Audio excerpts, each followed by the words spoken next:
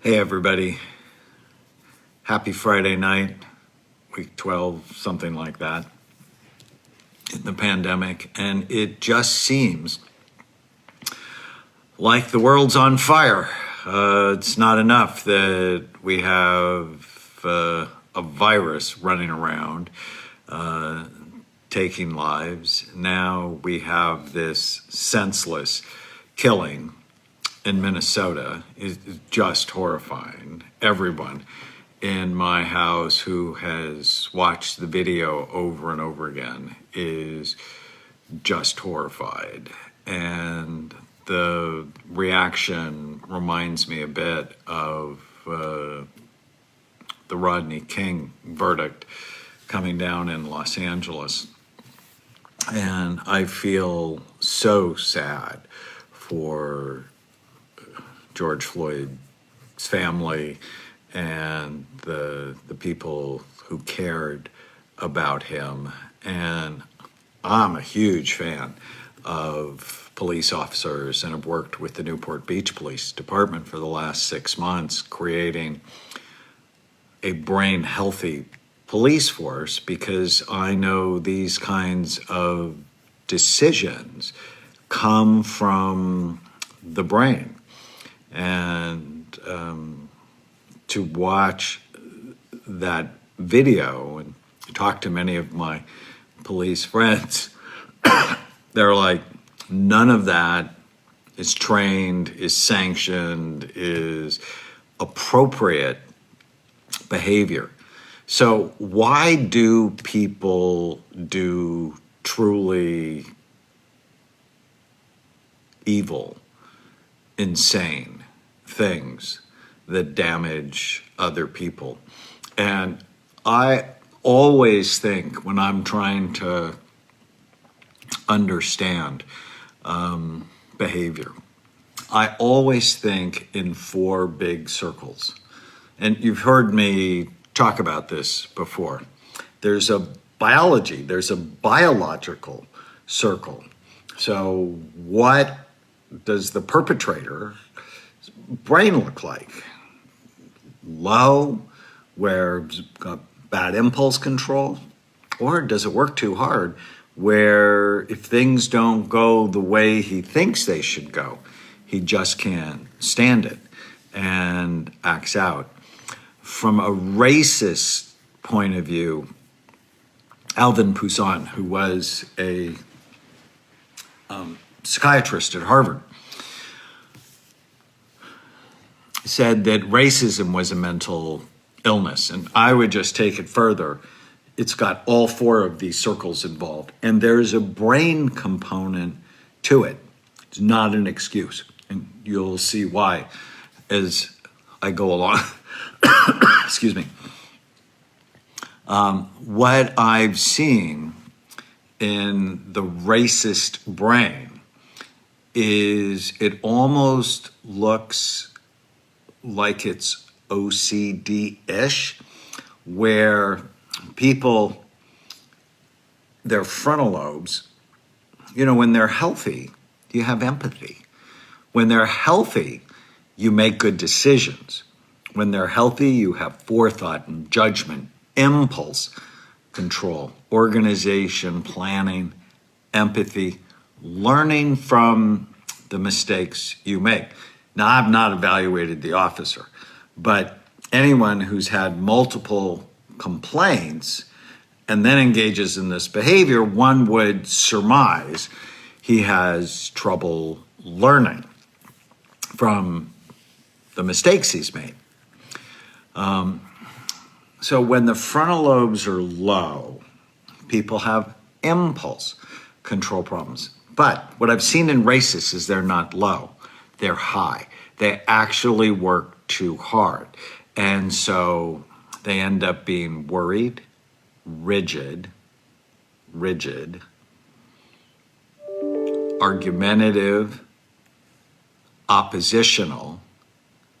They hold grudges, can be racist, and if things don't go the way they think they should go, they can't stand it, and they often act badly. Again, I've not evaluated the officer.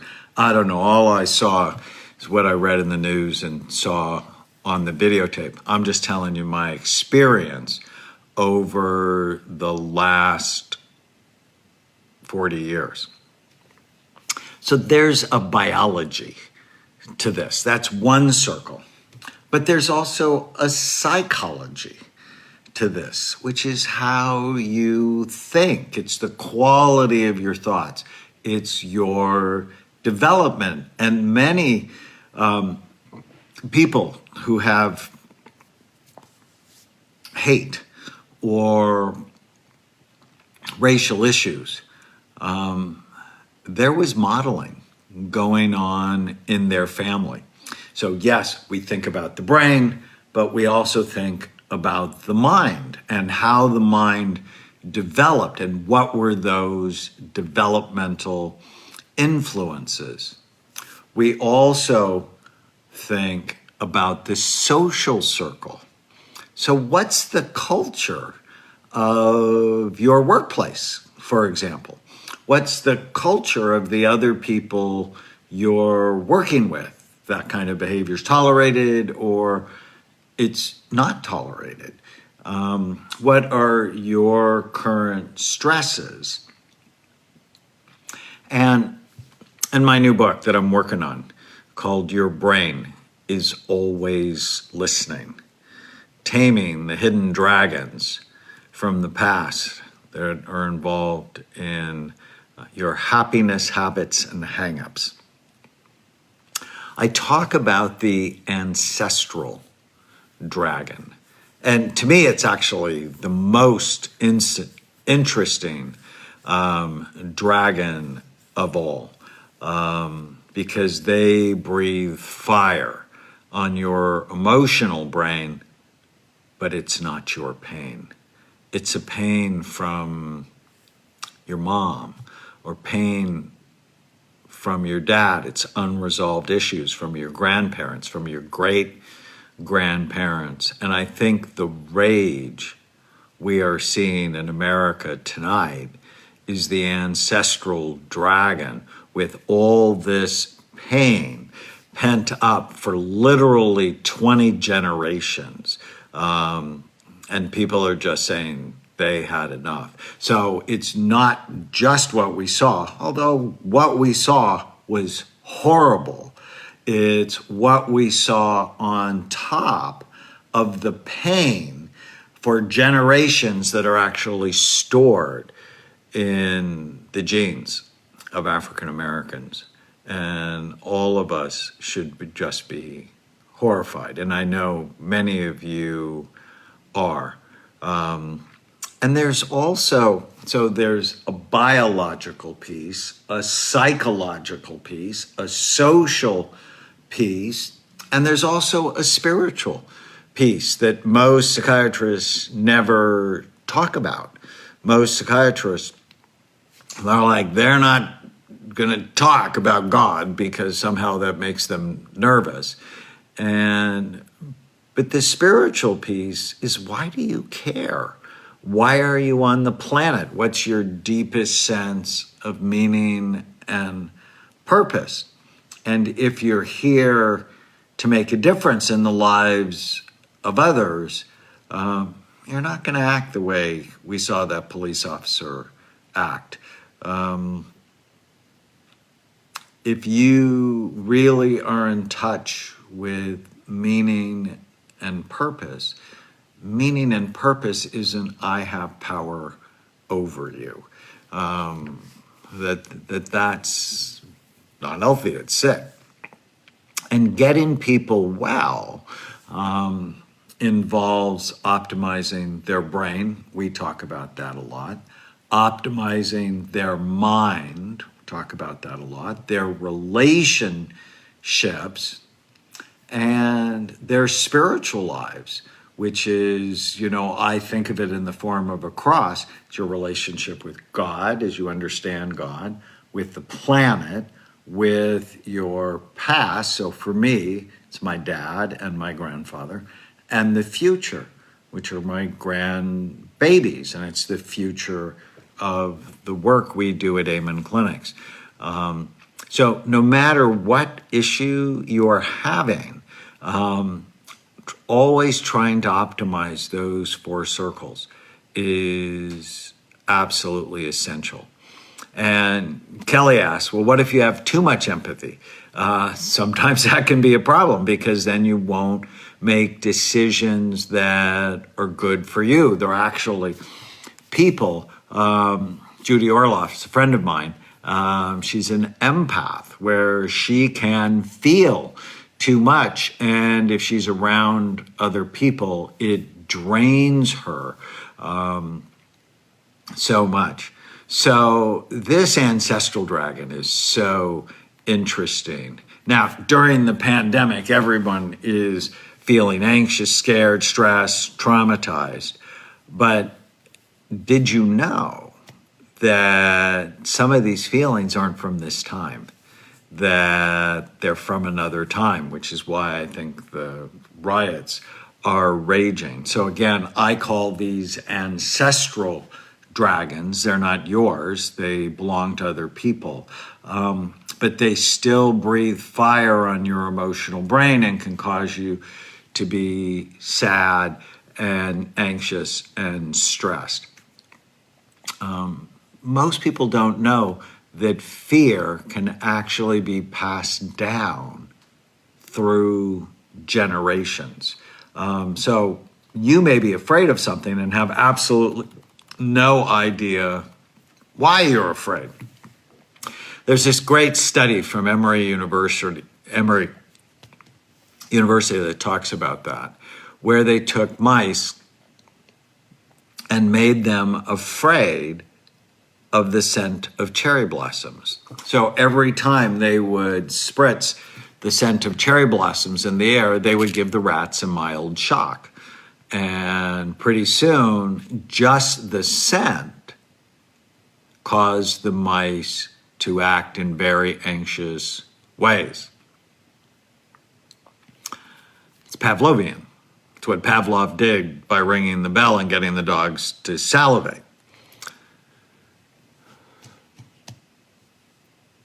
Their babies were afraid of the scent of cherry blossoms, even though they'd never been shocked.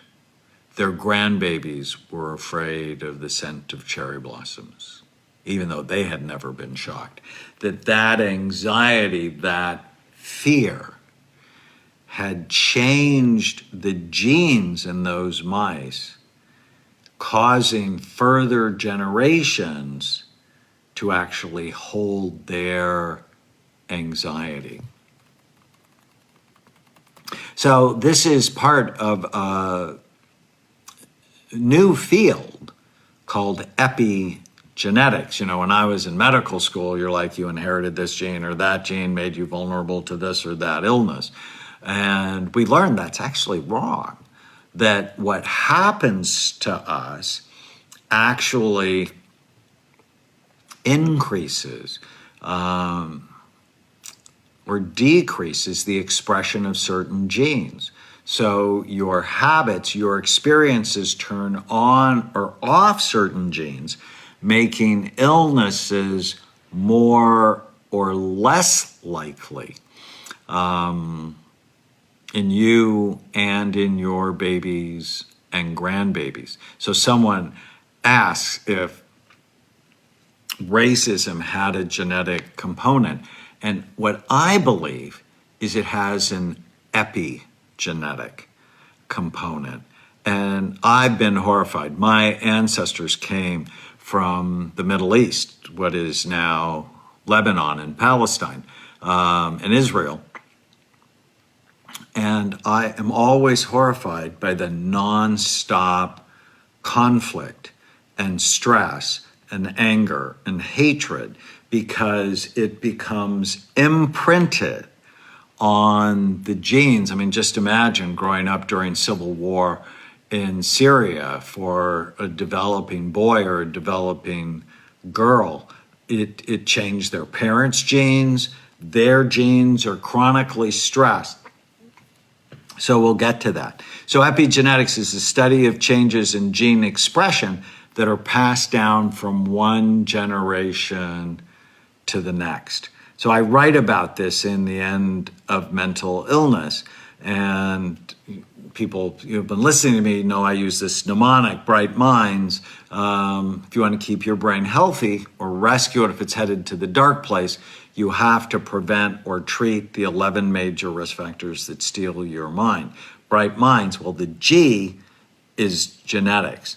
And this means your parents, grandparents, great-grandparents can pass down to you through their genes, through their behaviors, through cultural expectations, their anxieties, their fears, their prejudices, their preconceived notions, political affiliations, and more.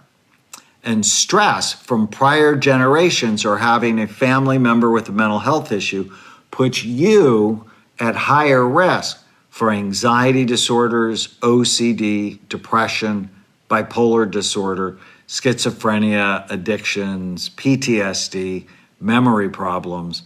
This is so important.